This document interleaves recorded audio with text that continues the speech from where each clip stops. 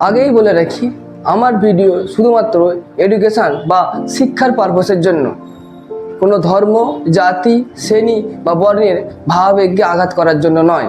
তাই যারা উদার মনের মানুষ হবেন তারাই শুধুমাত্র আমার ভিডিও দেখবেন। বর্তমানে লোকসভার মনসুন সেশনে যে বিষয়টা নিয়ে শোরগোল পড়ে গিয়েছিল সেটা হলো ওয়াকফ অ্যামেন্ডমেন্ট বিল 2024।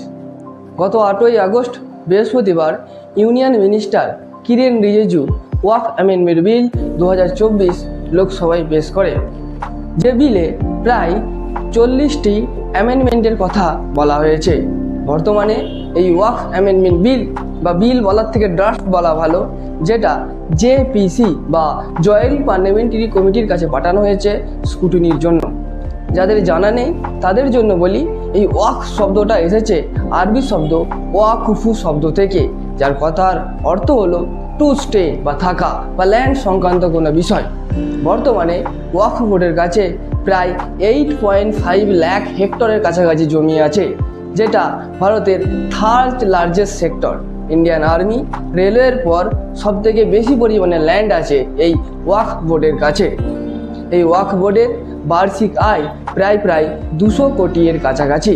স্বাধীন ভারতে জওহরলাল নেহরু সরকারের সময় 1954 সালে এই ওয়াকফ বোর্ডকে পাকাপাকিভাবে গঠন করা হয় এবং 1995 সালে ওয়াকফ বোর্ডের নিয়মকে আরও শক্তপোক্ত করা হয়। প্রধানত যারা মুসলিম ফলোয়ার্স বা যারা ইসলাম ধর্মাবলম্বী মানুষ, তারা এই ওয়াকফ বোর্ডে ল্যান্ড দান করে থাকে, যে ল্যান্ড বিভিন্ন চ্যারিটেবল পারপাসে ব্যবহার করা হয়, যেমন মসজিদ, স্কুল, মাদ্রাসা, হসপিটাল ইত্যাদি তৈরির ক্ষেত্রে। বর্তমানে সরকার 1995 সালের অ্যাক্টকেই 2024-এ পরিবর্তন করতে চাইছে। যে পরিবর্তনগুলো করতে চাইছে তার মধ্যে প্রধান বিষয় হলো সেকশন 3C1 ও সেকশন 3C2 এ পরিবর্তন করতে চাইছে, যেখানে 1995 এর অ্যাক্টে বলা হয়েছিল যে ওয়াকফ যদি কোনো ইসলাম ফলোয়ার্সের প্রপার্টিকে নিজের প্রপার্টি বা ল্যান্ড বলে দাবি করে, সেখানে ওই ইসলাম ধর্মাবলম্বী মানুষকে ওই ল্যান্ড বা প্রপার্টি ওয়াকফ বোর্ডকে দিয়ে দিতে হতো, যেখানে সে মানুষটার কোনো কিছু করাই থাকতো না। কিন্তু বর্তমানে সেখানে অ্যামেন্ডমেন্ট করে বলা হচ্ছে যে যদি ওয়াকফ বোর্ড কোনো প্রপার্টিকে নিজের বলে দাবি করে, তাহলে সেখানে আগে বোর্ডকে দলিলনামা দিতে হবে, তারপরে সেই ল্যান্ড ওয়াকফ বোর্ড নিতে পারবে।